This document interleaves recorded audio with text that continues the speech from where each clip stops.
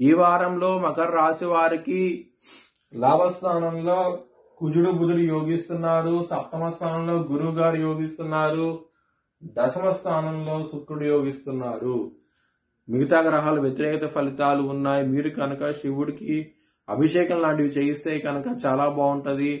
బ్రాహ్మణుడికి అన్నదానం చేయండి, ఇంకా మంచి ఫలితాలు ఉంటాయి. ఆదివారం రోజున మంగళవారం రోజున ముఖ్యమైన పనులు స్టార్ట్ చేశాక ఖచ్చితంగా విజయం సాధిస్తారు.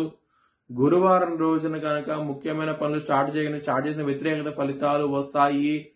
ధన నష్టం వచ్చే అవకాశం ఉన్నది, కొంచెం జాగ్రత్త తీసుకోండి.